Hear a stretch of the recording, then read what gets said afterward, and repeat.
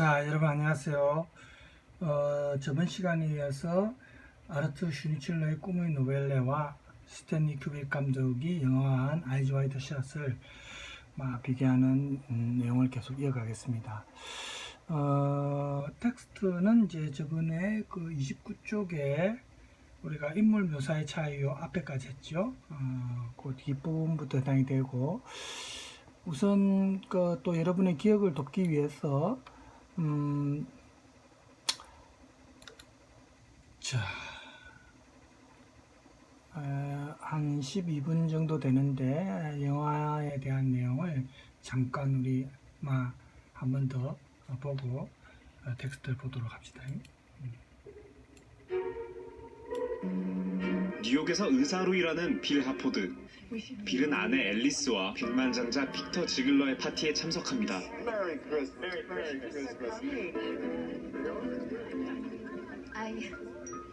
I think that's my glass.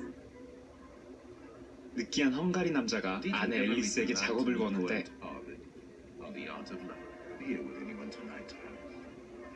With my husband. 빌도 모델 2명하고 파티를 즐기고 있었네요. U-A-L-A.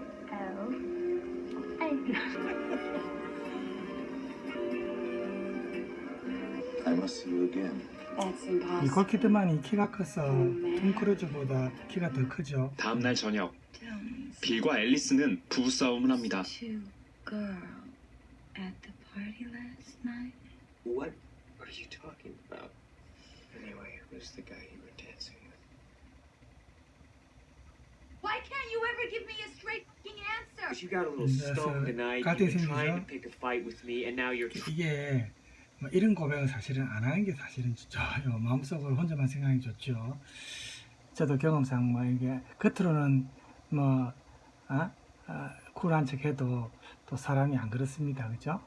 그래서 trying 여기도 to make me 마찬가지입니다. jealous. And why haven't you ever been jealous about me? Well, I don't know, Alice. Maybe because you're my wife, and I know you would never be unfaithful to me. I'm sure of you.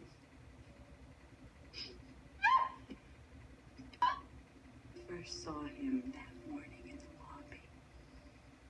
He glanced at me as he walked past, just a glance. And I could hardly move. 아내 앨리스가 충격 고백을 하고 Wanted me. I was ready to give out. 그렇죠. 이런 이제 소설 대사 내용과 거의 비슷합니다. 원작하고, 그죠? 이런 문장은. Tears than ever. 큰 충격을 먹은 빌.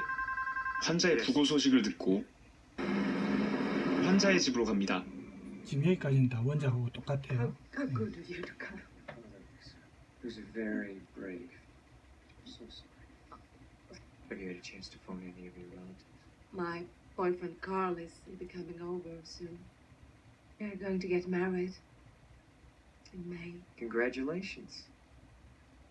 갑자기 사랑 고백을 하는 그녀. I don't want to go away with Carl. We're very upset right now. And we barely know each other. Conversation about anything except your phone. 이런 거 보면 이제 이 빌도 얼마든지 이때 외도할 수 있는 기회나 이런 게 있었지만 아직까지는 이제 그 부부 관계에 좀 더 충실한 그런 모습을 보입니다. 그죠? I love you. 빌은 황급히 자리를 떠납니다. 그렇지만 이제 부인이 부인의 그런 고백을 듣고 갈등이 있죠. 그래서 배신감이나 어떤 그런 게 들어서 지금 방황하죠.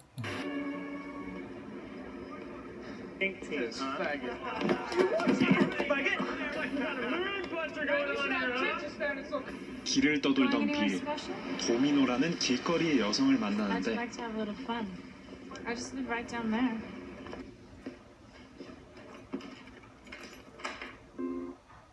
You already know what Grammarly is. 자, 이 광고인데 잠깐 건너뛰겠습니다.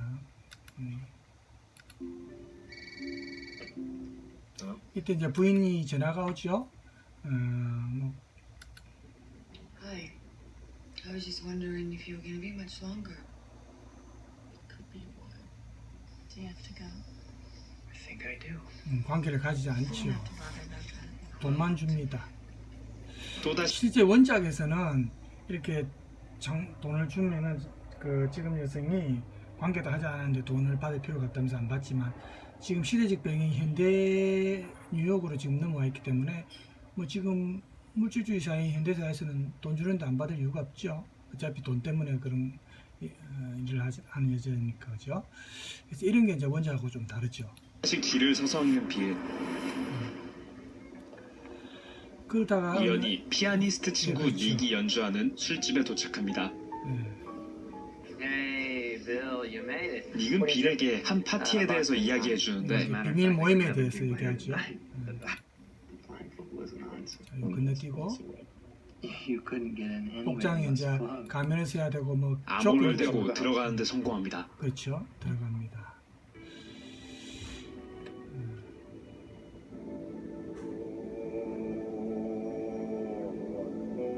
이게 이제 상류층 사회 가니까 이상한 의식을 하고 있는 사람들.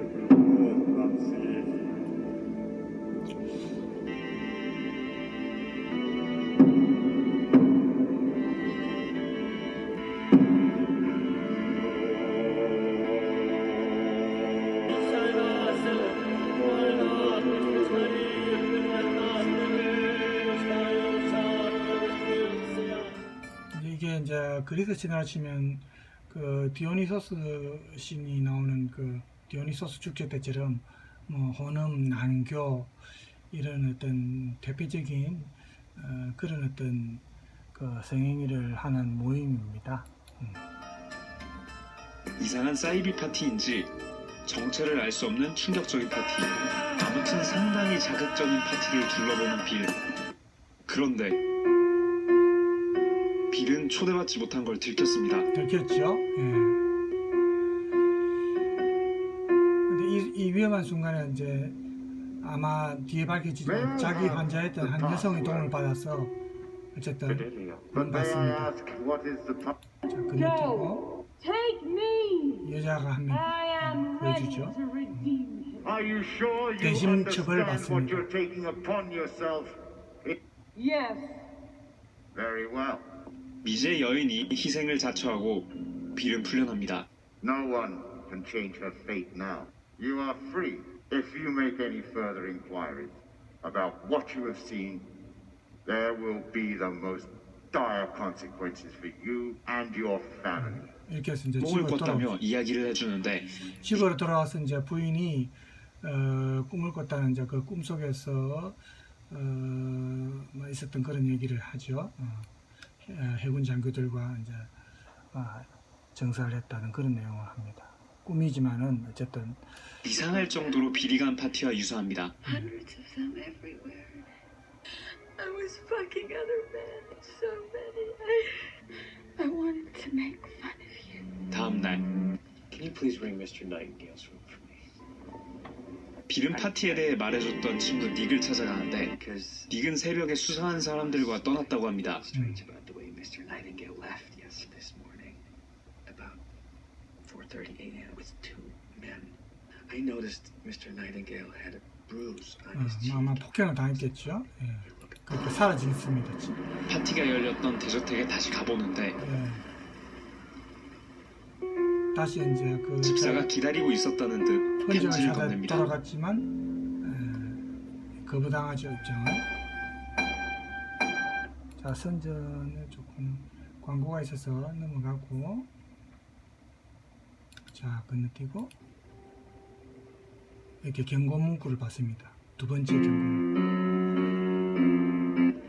혼란스러운 빌은 전에 길에서 만난 여성 도미노를 찾아가는데 그런데 이제 친구를 통해서 그 여자가 도미노는 없고 그녀의 친구만 있습니다. 에이즈에 걸렸다는 걸 알게 되죠. Considering that you 어쨌든 자기가 관계를 안 했기 때문에 자기 에이즈에 안 걸린 거는 다행이죠.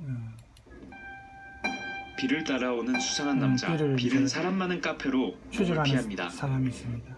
정신이나 차리자 해서 신문을 보는데 신문에서 한 자기를 구해줬던 여성 의문의 죽음을 당한 여성의 기사를 보고 황급히 그녀의 시신을 확인하러 가는 빌. 가죠. 무언가 깨달은 듯한데요.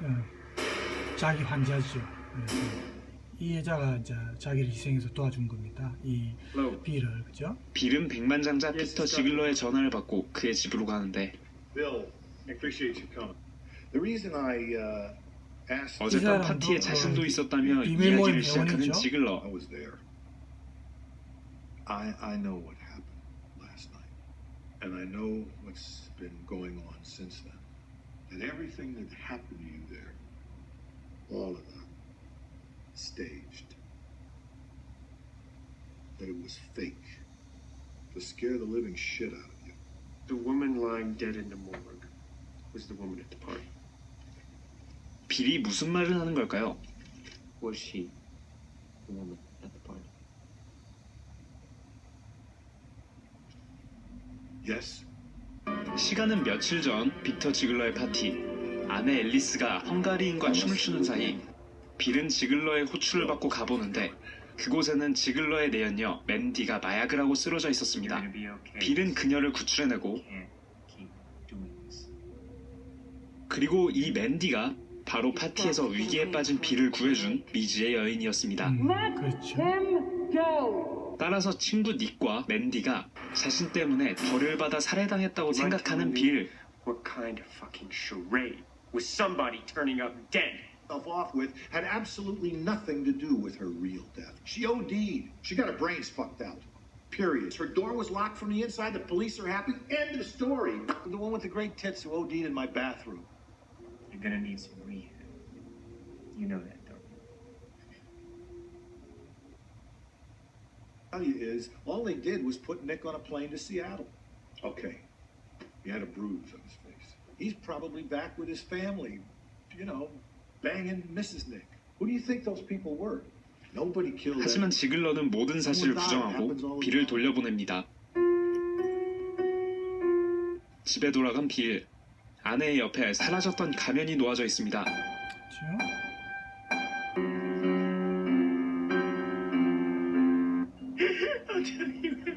빌은 앨리스에게 모든 사실을 털어놓고 다음 날 딸과 크리스마스 쇼핑을 하러 간 하포드 부부. Maybe we should be grateful that we've managed to survive through all of our adventures. But that is ever just a dream.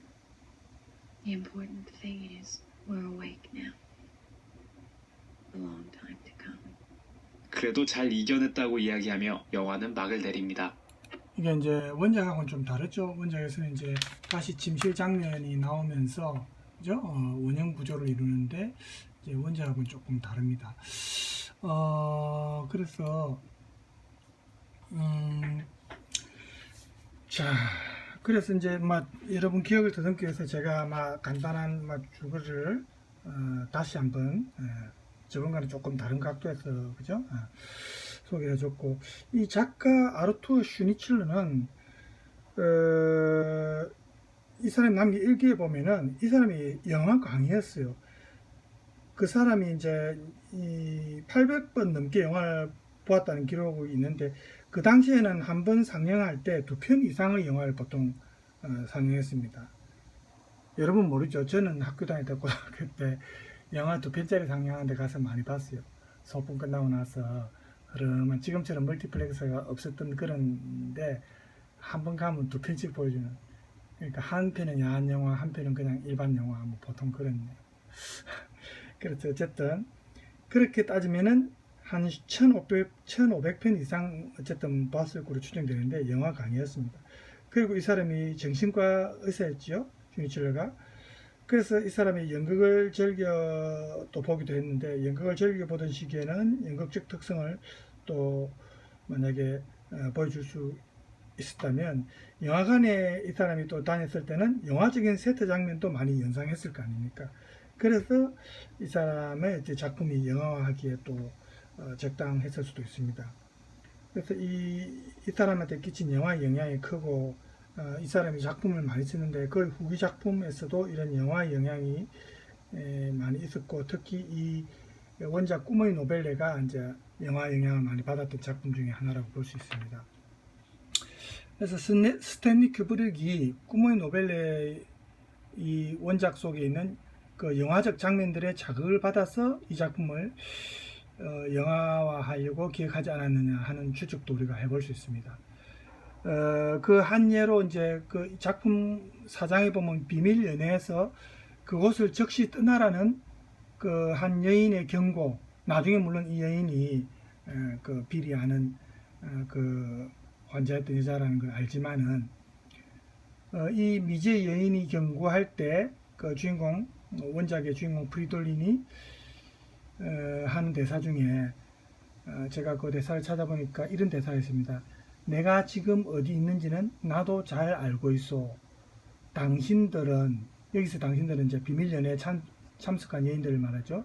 당신들 모두는 그저 그 때문에, 그러니까 당신들 모두는 사람들이 그저 당신들 모습을 눈으로 보기만 하다가 미쳐버리라고 여기 있는 건 아니잖소. 당신은 날 갖고 이상한 장난을 치고 있군. 그래. 날 완전히 돌게 할 작전인가 보군. 이제 원작을 번역한 원작 작품 중에 이제 제가 인용했습니다. 이런 대사가 조금 에로스적이죠. 유혹적이고 에로스적인 대사인데, 그래서 오늘날 우리가 영화 관객의 입장에서 보면 우리가 관음욕이라는 게 있죠. 몰래 숨어서 볼 때 어떤 성적 욕구, 그죠? 이 관음욕에 해당될 수 있는 구절입니다.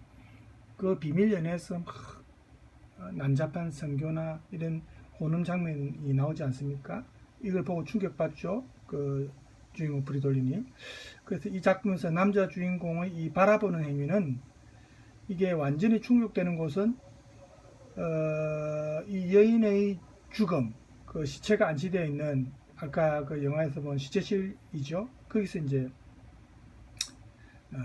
자기의 전 욕구가 이제 끝나버리는데, 어둠 속에 몸을 숨기고 앉아서 만질 수도 없고 가질 수도 없는 육체를 이렇게 탐하는 이 관음욕이죠. 그래서 이런 영화관의 관객도 그런 입장이 됩니다. 그렇죠? 그리고 이제 스탠리 큐브릭은 20년 전부터 이 원작의 판권을 사놓았답니다. 즉 영화 제작을 하려고 마음을 먹었던 거라고 우리가 볼 수가 있는데,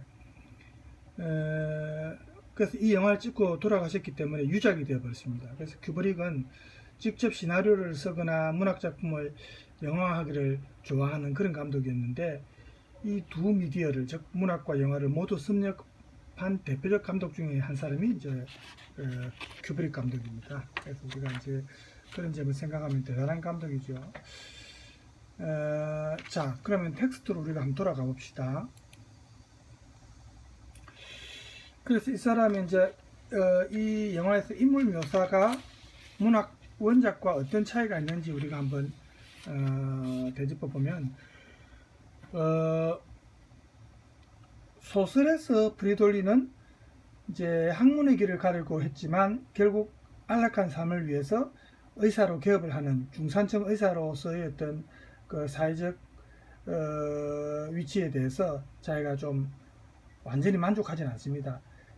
그래서 자기한테 관심을 보이는 그 마리안네의 애인인 역사 강사와 비교하면서 자신이 좀 보잘것없다는 생각도 하고, 또 안과 과장으로 부임한 교수가 출세를 빨리 하는 걸 부러워하기도 하고, 그래서 자기가 공부를 다시 할 그런 각오도 하고 이렇게 합니다. 원작에서는. 그렇지만 이러한 각오가 실천에 옮겨지지는 않죠. 그걸 아내는 압니다. 왜 그러냐면 프리돌린은 자신의 계획을 실현시키는 의지가 좀 약한 사람입니다. 그래서 프리돌린이 거리의 벤치 위에 누워있는 노숙자한테 돈을 주려 하다가 혹시나 이 남자와 범죄 관계에 얽힐까봐 이걸 생각을 바꿔버린다든지, 또 영화에서도 나오지만 마음에 드는 상대가 성병에 걸렸을 것 같아서 욕망을 억제합니다. 영화에서는 이제 부인의 전화를 받고 이렇게 하지만 원작에서는 전화 받고 그런 게 아니고 스스로가 그 장녀와 성관계를 하려다가 자제하는 겁니다. 그래서 이런 걸 보면은 조금 소심한 성격이고, 그 다음에 프리돌린이 거리에서 아까 영화에서도 나오지만 젊은 학생들이 시비를 거는 장면 있죠. 거기에 대해서도 그냥 받아들이고 언쟁 안 하고 그냥 가죠. 그래서 이런 여러 가지 이제 원작에서도 이런 장면들이 많이 나오는데 이런 걸 보면 이 사람이 굉장히 좀 성격이 그렇게 능동적이고 그런 성격은 아닌 것 같아요. 그래서 대사에도 여기 나오지만 그 비밀 연애에서 자기를 구해준 여자에 대해서 프리돌린이 생각하는 대사가 나옵니다. 한번 볼까요? 조금 크게서 볼까요? 아니면 프리돌린의 갑작스러운 출현이 하나의 기적으로 작용하여 그녀를 변화시킨 것은 아닐까? 일상적인 상황에서는 이성에 대해 특별한 힘을 지니고 있지 못한 남자들도 혹시 특정한 시간 또는 밤이 되면 거역할 수 없는 기이한 마력을 뿜어내는 것은 아닐까라고 그는 생각했다. 이제 혼자 독백인데. 그래서 이런 생각을 이제 생각만 하는 거죠. 그래서 비록 마리안네에게 구애를 받지만 프리돌린은 자기 자신이 매력이 없다고 생각하기 때문에 미제 여인이 자신을 구하려고 하는 것도 이해가 안 됩니다. 사실은 원작에서는. 그래서 이렇게 자신감이 좀 부족하고 그래서 다른 남자에게 마음을 뺏긴 아내에게 질투심을 더 느끼고 복수심을 갖고 좀 소심한 사람들이 그렇지 않습니까? 그죠? 그래서 두려움 때문에 자기가 원하는 것을 실행에 옮기지 못하는 그런 이제 남자가 프리돌린인데, 그래서 이런 성격이 아버지가 하고 싶은 일을 반대하니까 집을 떠나 자기 길을 가는 그 마리안네의 오빠하고는 정반대죠. 또 물질적인 어려움에 개의치 않고 하고 싶은 대로 거침없이 살고 있는 친구가 있습니다. 나흐티갈이라는 친구가 있는데 이러한 친구들하고도 완전히 반대되는 성격입니다. 그래서 마리안네 오빠가 그림을 그렸는데 적을 향해 돌진하는 장교의 모습을 그린 그림이 있는데 그 속의 남성적이고 저돌적인 모습, 그 다음에 이 그림이 다시 그 아내인 알베르티네가 갈망하는 해군 장교를 연상시키면서 이 부인인 알베르티네가 이 남편에게서 무언가 부족하다고 느낀다는 것도 우리가 알 수가 있습니다. 그래서 아내의 고백 때문에 배신감과 분노를 느끼면서 이 혼란스러워진 프리돌린은 일상을 벗어나서 새로운 것을 좀 경험하고 아내에게 복수하고 싶은 마음이 생깁니다. 그래서 친구 나흐티갈이 만류함에도 이 용기를 내 가지고 비밀 연애에 참석하는 거죠. 그래서 가면을 쓴 그 프리돌린이 자기의 틀에서 벗어나 자신의 내면에서 느껴지는 어떤 변화에 한번 자기가 도취되어 가지고 정말 목숨까지 버릴 각오를 하면서 대담하게, 평소와는 다르게 대담하게 행동하면서 평소 자기 자신과는 다른 모습을 보여주기도 합니다. 그래서 가면을 벗으라고 할 때 영화에서도 봤지만 실제로 가면을 벗죠. 그럼 여러분, 가면은 자기를 은폐시키고 정체성을 보여주지 않는 역할을 할 수 있는데 이 가면이 이제 벗어버리니까 가면이 이제 개인성을 해체시키고 익명성을 부여하는 이 가면을 프리돌린이 어쨌든 벗는 겁니다. 그래서 프리돌린은 자신의 사회적 위치에 불만족하고 자기 스스로를 남자로서 매력이 없다고 생각하면서 위험할 수 있는 모든 가능성을 미리 생각하면서도 안정을 위해 자기 감정을 억제하고 조심스럽게 살아가는 그런 남자라는 것을 우리가 알 수가 있었죠. 그래서 영화에서도 보면은 이제 그 빌이 의사로서 성공해가지고 영화에서는 빌이 조금 다르죠. 원작하고는 상당한 부를 축적했고 스스로도 자신의 사회적 위치에 만족하는 인물로 그려지고 있습니다. 원작의 프리돌린하고 좀 다르죠. 비밀 연애에서 입을 의상을 빌릴 때나 또 닉이 묵고 있는 호텔을 알아낼 때나 호텔에서 닉의 행방을 물을 때 빌은 자신의 의사라는 자기 직업을 강조하면서 그 직위를 이용해가 다른 사람의 어떤 믿음을 얻어낸다든지, 자기에게 또 사랑을 고백하는 마리안네를 아내에 대한 복수심으로 강하게 끌어안으면서 여지를 남기는 그 원작의 프리돌린과는 좀 달리, 그죠? 영화에서 이 남편 빌은 마리온을 진정시키고 또 창녀와 관계를 가지려다 아내의 전화를 받고 창녀의 집을 떠납니다. 이렇게 빌은 아내에게 배신감을 느끼고 분노하지만 어느 정도는 아내한테 그래도 신의를 지킵니다. 비밀 연애에서 좀 차분하게 행동하죠, 빌이. 그래서 일상의 그 자기 자신의 모습과 큰 차이가 없습니다. 그래서 가면도 쉽게 벗고 자기를 드러냈죠. 자기 자신에 대해서 원작의 브리돌린과는 달리 어느 정도 자신감이 있는 인물입니다. 이게 이제 영화와 또 원작의 이 남자 주인공의 차이점이라고 볼 수 있습니다. 그래서 이제 이 브리돌린이 비밀 연애에서 자기를 구해준 여자라고 추측되는 그 부인에 대해서 신문 기사를 보고 이제 시체가 안치된 병원으로 갔죠. 그때 이제 자기가 깨달음을 얻습니다. 원작 대사를 잠깐 볼까요? 이런 대사가 나옵니다. 지금까지 이런 정황을 전혀 고려하지 않은 이유는 그 신문 기사를 읽고 난 이후부터 내내 자살한 여인의 얼굴은 몰랐지만 그 얼굴에서 항상 자기 부인인 그 알베르티네의 용모를 떠올렸기 때문이었답니다. 그래서 그가 지금에야 비로소 깨닫고 전율을 느꼈듯이 아내의 얼굴이 자신이 찾고 있는 그 여인의 모습으로 자신의 눈앞에서 끊임없이 어른거리고 있었기 때문이었다. 이런 대사가 나옵니다. 그래서 이런 걸 보면은 원작의 브리돌린은 영화의 빌과 조금 차이가 있죠. 그래서 브리돌린이 그 아내의, 이게 이제 원어입니다만, 아내의 고백을 듣고 배신감이나 질투심 또 분노심 이런 게 이제 생기면서 원래 자신의 도덕관에서 벗어난 그 아내의 행동 때문에 아내에게 이제 복수하고 싶었죠. 그래서 자기가 생각했던 아내의 상이 무너지니까 그에게 아내가 좀 낯설어지고 아내를 어떻게 대할지 몰라서 혼란스러운 감정을 느낍니다. 그래서 이런 가치관이 혼란스러워지고 자기의 경험에 대한 경험에 어떤 확신이 없어지면서 정체성도 흔들립니다. 자기 정체성도. 그렇지만 바로 그 순간에 그는 자신의 방황이 아내를 이해하고 다시 찾기 위한 것임을 깨닫는 겁니다. 방금 그 대사를 보면은.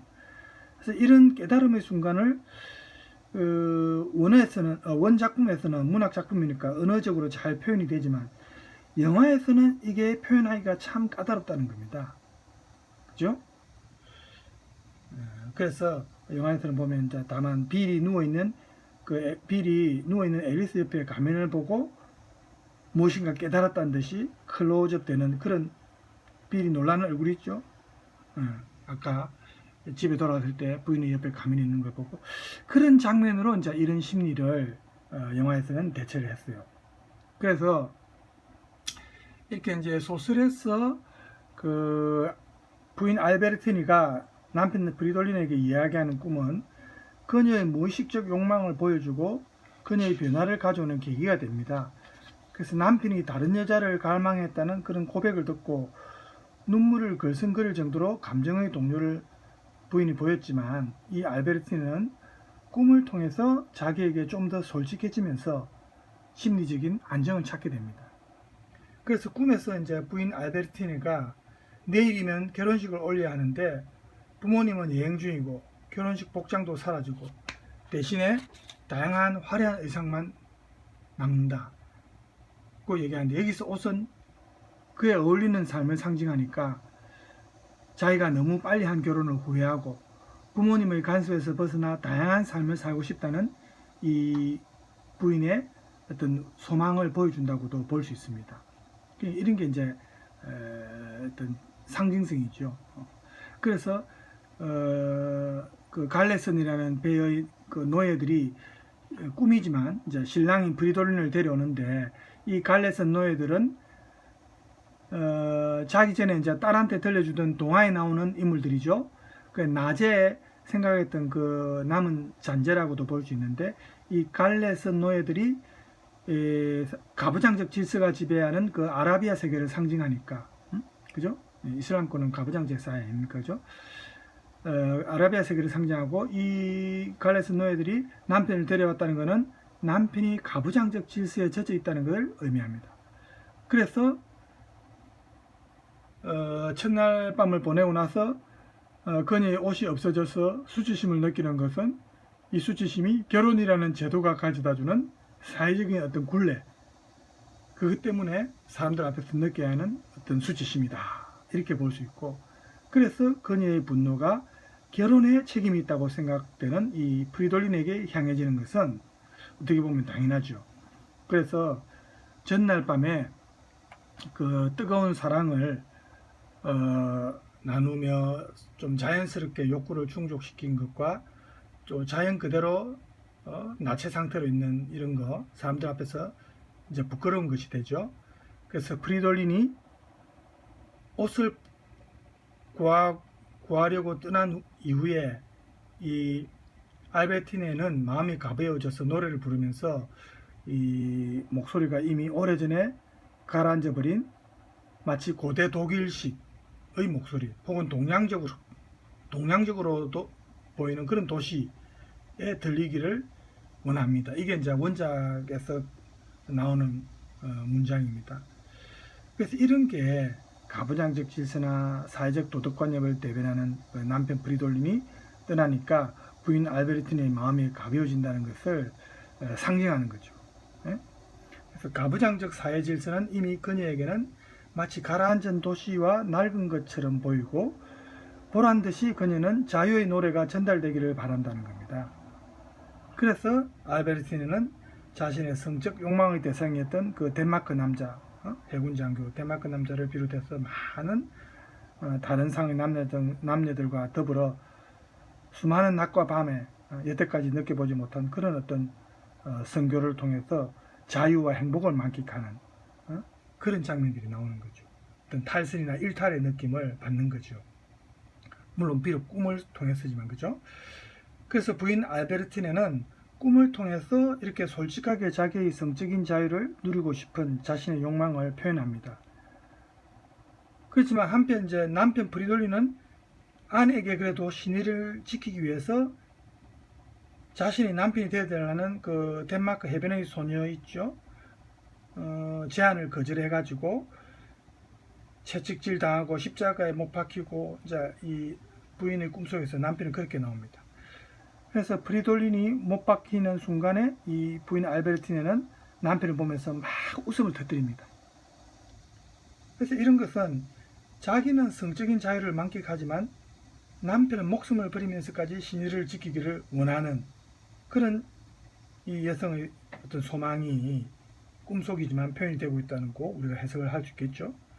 그래서 덴마크에서 소녀에게 마음을 뺏겼던 남편을 좀 처벌하고 싶은 욕구, 욕망, 이런 게 꿈속에서 나온 겁니다. 이런 게 이제 우리가 그 프로이트의 꿈의 해석이라는 그 책을 읽어본 사람들 알겠지만, 이 꿈이 자기 중심적이고 그 꿈속에 나타나는 모든 그 사람 뒤에는 검열 때문에 직접 나타나지 못하는 자기 자신이 숨어 있다고 합니다.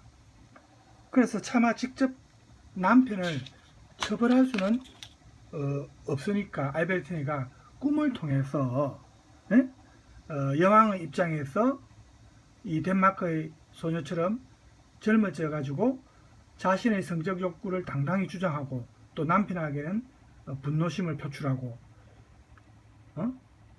그렇게 이제 꿈을 통해서 해소를 하는 거죠. 그러니까 이런 게 이제 우리가 프로이트의 꿈의 해석을 보면은 어느 정도 이해를 할 수 있는 부분입니다. 이게 이제 슈니칠러가 정신과 의사였기 때문에 이런 분야에 대해서는 잘 알죠. 의사로서 전문적인 지식이 많이 있으니까. 잠깐만요. 제가 프로이트의 꿈의 해석에 대한 부분을 한 10분 정도 여기 조금 볼까요? 한 10분짜리인데 혹시 여러분한테 도움이 될 수 있을지. 안녕하세요. 리터러시 교육 채널 가 쓴 책이고요. 아마 책 이름은 많이 들어보셨을 겁니다. 뭐 너무도 유명한 책이죠. 어떤 대학에서든 고전 필독서 100권 안에 꼭 들어가는 책이고요. 하지만 이 고전이라는 게 뭡니까? 이제 책 제목만 알지 말고 내용도 알게 됐더니 과연 과학적으로 사실이냐 아니냐 그러한 논란이 있죠. 하지만 그럼에도 불구하고 이 책이 왜 역대급 고전으로 꼽히느냐, 그건 이 책이 갖고 있는 시대적 상징성과 학문적 의의 때문입니다. 이 꿈의 해석이라는 책이 등장하기 전까진 인간의 꿈은 학문의 대상이 아니었어요. 즉 진지하게 고찰하고 탐구할 만한 대상이 아니었다는 의미죠.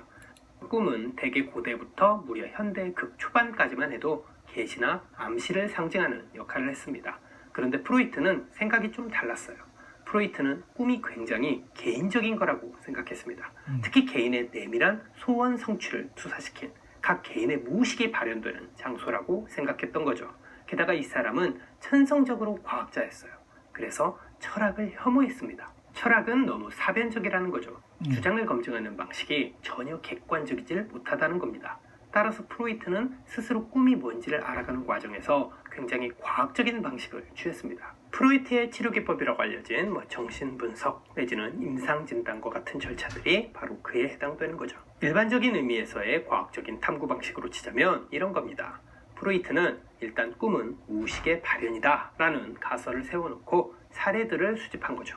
그리고 그 사례들을 검증해 본 뒤 그래, 꿈은 무의식의 발현이 맞다 하고 자신만의 결론을 내린 겁니다. 그리고 마침내 그 결론을 줄여쓰고 집약시킨 책이 바로 이 책 꿈의 해석인 거죠. 한마디로 이 책의 상징성과 학문적 의의는 뭐냐? 모두가 다 꿈을 형이상학적인 소재로만 여겼던 시대에 최초로 꿈을 어떤 구체적인 실체로 파악하며 그 실체를 과학적인 방법으로 규명하려고 시도했다는 점. 그게 바로 이 책 꿈의 해석이 갖는 역사적인 위대함과 학문적인 성취라고 볼 수 있다는 겁니다. 사실 이 책의 진짜 위대한 점은 인류의 역사에 무의식이라는 개념을 도입했다는 겁니다.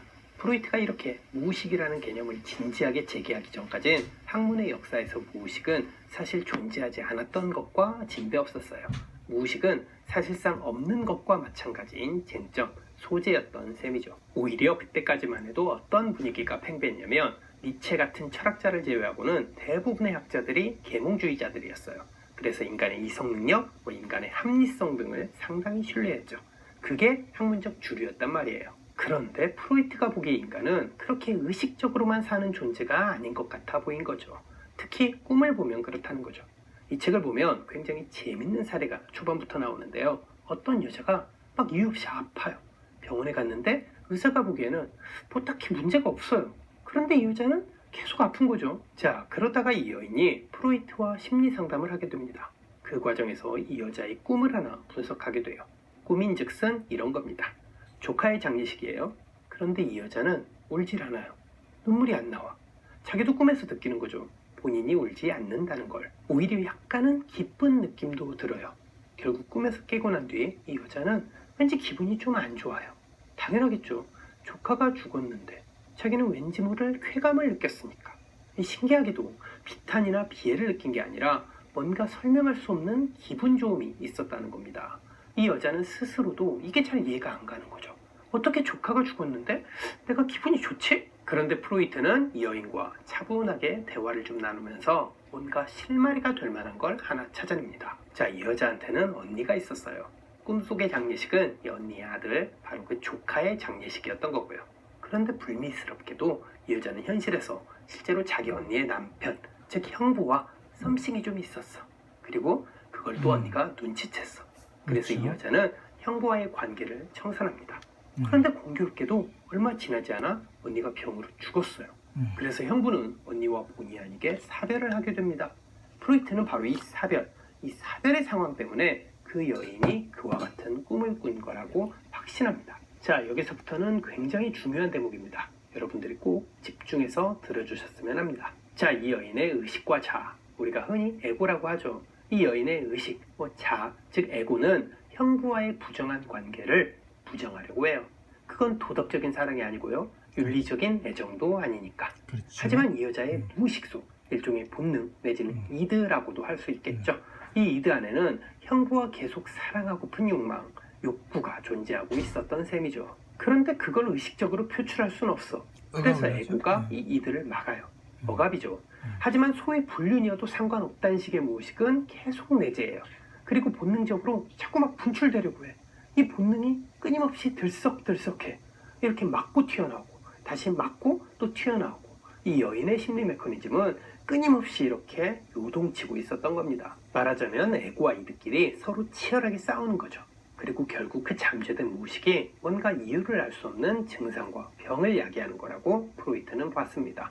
그리고 그렇게 괴상한 꿈도 꾸게 하는 거라고 생각했고요. 결국 프로이트가 보기엔 이 여인의 증상과 병, 그리고 기이한 꿈은 모두 에고에 억압되고 거세된 이드의 저항이라든가 반항 같은 거죠. 그 꿈속에서 이 여자는 왜 기분이 좋았던 걸까요? 형부와 다시 사랑할 수 있는 가능성이 생겼으니까요. 그렇죠. 언니가 죽었잖아요. 네. 이제 형부는 더 이상 법적으로 형부가 아닌 셈이죠. 네. 그럼 왜 언니의 장례식이 아니고 조카의 장례식인 거냐? 대놓고 언니의 장례식으로 꿈을 꿔버리는 건 그 여인의 의식, 즉 여자의 에고가 허락하지 않으니까요. 자, 우리는 바로 여기서 이 책의 가장 중요한 대목, 바로 꿈의 메커니즘을 알 수 있습니다. 자, 이 광고가 또 조금 있어서 광고 지나가고, 자, 프로이트가 결론 내린 이 꿈의 메커니즘을 아주 간단히 정리하자면 의식과 무의식의 타협물이라고 말할 수 있어요. 꿈은 에고와 이드가 타협한 결과물이란 거예요. 그래서 꿈은 무의식을 완전히 보여주는 것도 아니고 그렇다고 오로지 의식적인 측면만 드러내는 것도 아니라는 겁니다. 다시 말해서 무의식이 완전히 의식을 뚫어버리고 짠 하며 나오는 게 꿈이 아닌 겁니다. 꿈은 무의식적인 측면이 분명히 있기는 하지만 의식으로 인해 약간은 수정되고 가공되고 변형된 형태로 드러납니다. 그래서 꿈은 해석이 필요한 거예요. 더 정확히 말하면 분석이죠.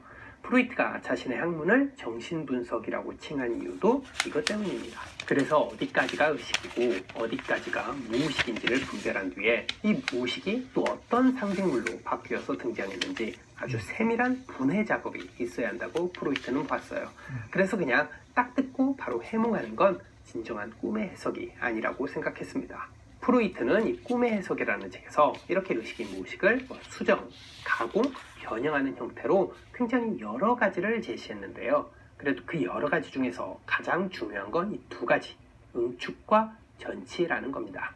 응축은 말 그대로 집약돼서 나타나는 거예요. 자신의 근원적인 욕망, 욕구가 겉으로 보기엔 상당히 심플한, 그러나 속내를 분석해보면 굉장히 복잡, 다단한 상징물로 발현된다는 거죠.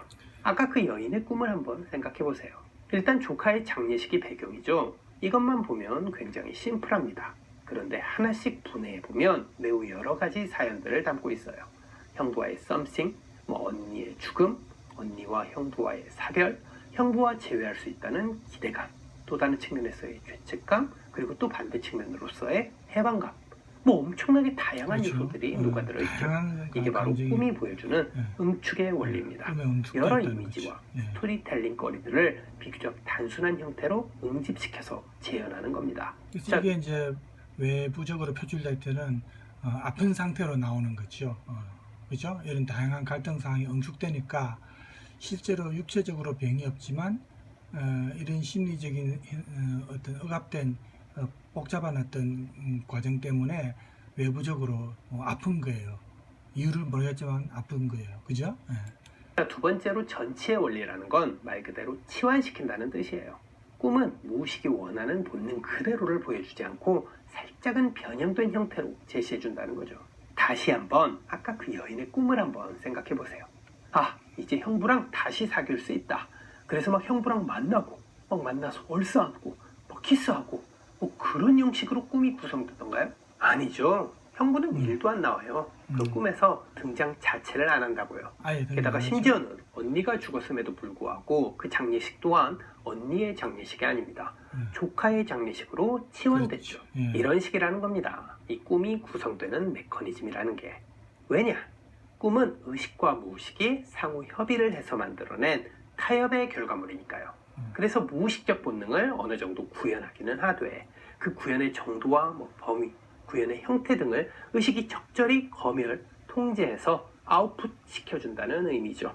그래서 어떻게 검열이 됐고 어떻게 통제가 돼서 전치가 되었는지를 파악하는 것, 그게 바로 프로이트가 평생을 걸쳐서 추구한 꿈의 해석법입니다. 그렇죠. 꼭 기억하세요.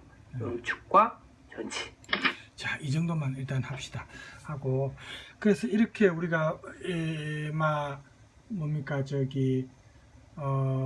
슈니첼러 같은 경우도 프로이트처럼 이런 정신과 의사고 또 이런 꿈에 대해서 조예가 깊기 때문에 이제 이런 작품 쓸 때 많은 도움이 됐겠죠. 그래서 이제 우리 다시 그 원작으로 돌아가 보면은 저 원문 텍스트에 돌아가 봅시다. 그래서 이 부인 알베르티네가 이렇게 결혼의 굴레에 묶여가지고 자기 욕망을 억압하는 자기의 모습을 비웃고, 그래서 꿈속에서 어쨌든 해소를 하는데, 이 꿈이 의미를 파악할 수 없도록 왜곡하게 하는 검열로부터 비교적 자유롭게 자신의 소망을 이룰 만큼 알베르티네가 스스로에게 여기서는 솔직해졌습니다. 그죠? 완전히 꿈속에서 이제 막 이렇게 아까 프로이트 꿈의 해석처럼 이렇게 2중 3중으로 검열관을 거쳐가지고 막 왜곡하지 않고 이제는 완전히 이거기는 꿈속에서 대담해집니다. 그죠? 그래서 관습에 묶여있는 자기 자신을 비웃으면서 스스로에게 거리를 두고 있는 그 알베르티네 부인의 모습이 이제 꿈에 나타나고, 이 부인의 꿈을 통해서 지금까지 자기 자신에게 멀어지고 잠재되어 있었던 새로운 자기 자신을 발견하고, 비록 꿈이지만 어쨌든 그런 변화를 보여줍니다. 스스로에게 솔직해져서 내면의 어떤 욕구를 알아차린 이 부인 알베르티네가 이제 자기가 남편한테 이런 꿈 이야기를 해주고 편안하고 조용히 이제 표정에서 보면은 여기 나오죠. 알베르티네가 어떻게 됩니까? 행복에 가득 차고 기쁨으로 빛나면서 순진무구한 표정을 한 얼굴 전체가 미소를 짓고 있는 듯이, 이런 표현이 나오죠. 그러니까 자신의 욕망을 인정하게 된 이 알베르티네가 남편의 욕망도 이해하게 된다는 겁니다. 되고 그로 인한 남편의 방황도 용서한다는 겁니다. 이게 그 당시 19세기 말에는 상당히 쉽지 않은 그 도덕관이나 윤리관에 비춰서 볼 때 쉽지 않은 것이거든요. 물론 현대사에서는 뭐 이게 예전보다는 뭐 이런 게 큰 문제가 안 될 수 있지만, 그 당시에 어떤 시대적 관습을 고려할 때는 이렇게 하는 게 쉽지 않다 이 말입니다. 그래서 남편의 방황도 용서하고 뭐 이렇게 합니다. 그래서 대사에 보면 이젠 우리는 깨어났군요. 한동안은 이라는 알베르티네가 말을 합니다. 자신에 대한 착각과 상대방에 대한 허상에서 이제 벗어나서 서로 간의 무의식적인 욕망을 이제 인정하고, 어떻게 보면 좀 편협한 도덕관에서 좀 해방되어 가지고 좀 더 자기 자신한테 솔직해졌다는 걸 의미합니다. 그리고 이 알베르티네는 이러한 인식이 끊임없는 성찰을 통해서 새로워져야 한다는 것도 이제 알게 됩니다. 그죠? 근데 영화에서도 보면, 영화 처음 씬에서 우리 관객들이 이제 니콜 키드만이 전라의 모습으로 나체 상태로 이제 뒷모습이지만 보이고, 그럼 우리가 이제 관음증, 이렇게 몰래 숨어서 보는 그런 관음증 욕망을 이제 가질 수도 있는데, 화면 전체를 채우는 이런 그 장면으로 이 부인 앨리스의 전라의 뒷모습이 보이는데, 남편 빌에게는 별다른 흥미를 끌지 못할 정도로 일상적입니다. 남편 빌은 톰 크루즈죠. 쳐다보지도 않고 자기가 어떻게 보이냐고 묻는 아내에게 예쁘다고만 뭐 근성으로 대답합니다. 그래서 이 남편은, 남자는 보통 예쁜 여자를 보면 성욕을 느끼지만 여자는 별다른 성적 욕망을 안 느낀다고 생각합니다. 그래서 아내가 자기 외에 다른 사람을 욕망하지 않을 거라고 생각하는데, 이게 이제 틀린 거죠. 이렇게 사회적 고정관념에 빠져서 아내를 신뢰를 하고, 그래서 아내에게 무관심한 이 남편을 앨리스는 아까 영화 장면에서 나오지만 막 폭소를 터뜨리며 비웃지요. 그리고 이 부인이 다른 남자를 간절히 원했다는 것을 고백하죠. 어떻게 보면 질투심을 자극하기 위해서 그랬는지도 모르겠어요. 말 안 하고 자기 마음속으로만 생각할 수 있는 거 아닙니까? 그죠? 그런데 이제 그렇게 고백을 하는 겁니다. 그래서 비록 이제 마리화나 이제 이걸 피우니까 조금 환상적인 어떤 기분을 느꼈겠죠. 그 마리화나의 도움을 빌려서 고백을 했지만, 이런 고백을 하는 앨리스는 자신을 억압하고 살면서 이런 상태를 억압이라고 느끼지 못할 정도로 그런 어떤 삶을 살고 있는 남편 빌에 비해서 좀 더 솔직하고 대범해 보입니다. 그리고 앨리스가 빌에게 이야기하는 그 꿈속에서 꿈을 보면 그녀는 옷이 없어져서 창피해하고 빌에게 화를 내고 빌은 옷을 찾으러 가고 막 이렇게 하죠. 그래서 이 부인이 해군 장교를 비롯해서 수많은 남자들과 성관계를 맺으면서 이 모습을 보고 있는 남편을 비웃는다든지 그런 장면. 그래서 이 꿈의 의미가 앨리스가 수치심을 느끼게 되는 책임을 남편한테 돌리고 자신의 성적 욕구를 이제 충족하면서 남편을 조롱하고 싶은 그런 욕망, 이런 걸 이제 영화에서는 보여주는 거. 쉽게 보여주기가 힘들죠. 왜냐하면 이제 원작에서는 이게 세밀한 표현을 통해서 가능하지만 영화에서는 장면을 통해서 이제 관객들이 느껴야 되는데 그게 쉽지 않다는 겁니다. 자, 그래서 영화와 원작이 이렇게 공통점도 있지만 역시 영화로서의 한계, 시각과 청각을 통해서만 표현을 해야 되니까, 그죠? 물론 대사도 있지만 문학 작품에서는 뭐 독백조의 표현이라든지 또 어떤 지문이나 설명을 통해서라든지 좀 더 세밀하게 표현이 가능한데 영화는 그런 한계가 있다는 겁니다. 그래서 이런 게 이제 원작과 영화의 차이점이라고 볼 수 있습니다. 자, 이렇게 오늘 지금 시간이 한 50분이 벌써 흘렀는데 여러분 우리가 슈니첼러의 꿈의 노벨레와 영화화된 아이즈 와이드 샷을 이제 지금까지 비교를 했는데 어느 정도 여러분 원작과 영화의 차이점 혹은 공통점을 알게 되었습니까? 그래서 좀 더 깊이 있게 다른 내용도 보충해서 할 수 있지만 우리가 한 작품 두고 또 너무 오래 할 수는 없고 2번 정도 나눠서 하면 충분하다고 봅니다. 그 외에 나머지 우리가 좀 더 궁금한 점은 또 과제를 통해서 여러분이 찾아볼 수도 있기 때문에 꿈의 노벨레와 관련된 내용은 오늘로서 마치겠습니다. 마치고 제가 이 작품과 관련해서는 조금 더 우리가 다른 시간에서 또 볼 수 있는 점들은 과제를 통해서 여러분들한테 또 여러분들이 스스로 찾아볼 수 있도록 그렇게 하겠습니다. 자, 여러분 오늘 수고 많으셨고 다음 시간에 다른 주제로 또 만나도록 하겠습니다. 감사합니다.